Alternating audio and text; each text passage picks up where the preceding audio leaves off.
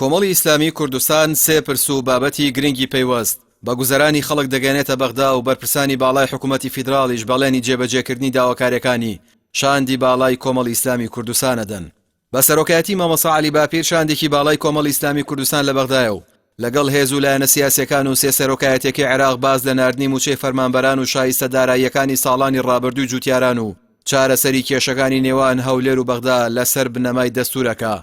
بەپێی ڕاگەنداوێکی مەکتەبی ئەمیری کۆمەڵی ئیسلامی کوردستان کە پاش کۆبوونەوەی شاندی باڵای کۆمەڵ و دکتۆر بەرهەم ئەحمەد ساڵح سەرۆکۆماری عێراق بڵاو کراوەتەوە، شاندی کۆمەڵ بە وردی باسییان لە چارەسەری کێشەکانی هەولێر و بەغدا لەسەر بنەمای دەستور کردووە. هەڵبژارنەکانی ساڵی ئایندەی پەرلەمانی عێراق تەوەرێکی دیکەی گفتوگۆکانی شاندی کۆمەڵی ئیسلامی کوردستان بۆ لەگەڵ سەرۆکۆمار و بەپێی هەمان ڕاگەیەندرا و مامۆستا عەلی باپیر هۆشداری داوە لە تێپەڕاندنی یاسایەکی خراپ کە لە بری ئۆقرەی سیاسی و ئەمنی و دەستەبەری هەڵبژاردنێکی پاکی دوور لە ساختەکاری دۆخی عێراق بەرەو لێواری تەقینەوە ببا کە دوجار گەلانی عێراق بەسەر جەم پێگاتەکانیەوە دەکاتە قوربانی و وڵات بەرەو تیاچوونەبا. شاندی باڵای کۆمەڵی ئیسلامی کوردستان دوو پرسی گرنگی دیکەی پەیوەست بە ژیان و گوزەرانی خەڵکی هەرێمی کوردستان دەباتە لای مستەفا کاظمی سەرۆکوەزیرانی عێراق و هەر لەو کۆبوونەوەشدا بەڵێنی سەرۆکوەزیرانی عێراق سەبارەت بە جێبەجێکردنی هەردوو داواکەی شاندی کۆمەڵ وەردەگرن.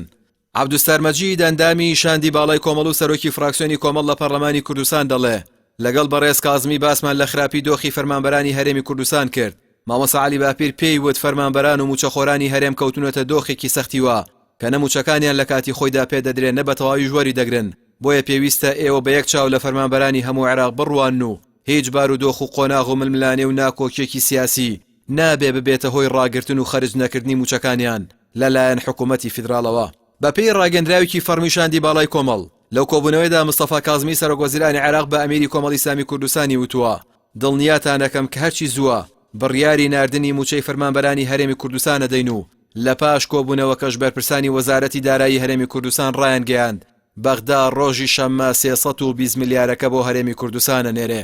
پارەی گەنمی جوتیارانی هەرێمی کوردستان بۆ ساڵانی ڕابردوو یەکێکی دیکە بووە لە تەوەری گفتوگۆکانی ئەمیری کۆمەڵی ئیسلامی کوردستان و شاندی هاوڕێی و بەوتەی عەبدوستار مەجید لە کۆبوونەوە لەگەڵ مستەفا کاظمیدا داوامان لێکرد کە شایستە دارایەکانی جوتیارانی هەرێم کە بڕەکەی 576 میلیارد دینارە و سەرۆکوەزیرانی عێراقیش هەم بەڵێنی خەرجکردنی ئەو پارەیدا بە شێوەی قۆناغ بە قۆناغ هەم لەسەر داوای ئێمە ئامادەی خۆشی دەربڕی کە لە ڕۆژانی داهاتوودا پێشوازی لە لیژنەی کشتوکاڵ و ئاودێری پەرلەمانی کوردستان بکە تا لە نزیکەوە گفتوگۆ لەسەر سەرجەم کێشە و ماف و شایستە دارایەکانی جوتیارانی هەرێمی کوردستان بکرێت و هەردوو لا بگەنە سەر ڕێگای چارەسەرکردنی کێشەکان. بە بڕوای چاودێران ئەمە یەکەم شاندی حیزبیە کە لە هەرێمی کوردستانەوە دەچێتە بەغدا و لە بری داخوازی و هەوڵی بەدەستهێنانی بەرژەوەندی حیزبیەکان داوا و کێشە و خەمەکانی خەڵک بە تایبەتیش پرسی موچە و ژیان و گوزەرانیان بگەێنێتە بەرپرسانی باڵای حکوومەتی فیدراڵ و یەکەم هەوڵی سیاسیشە کە زۆر بەزووی ئەنجامی دڵخۆشکەر لە بەرژەوەندی خەڵک دەدا بەدەستەوە.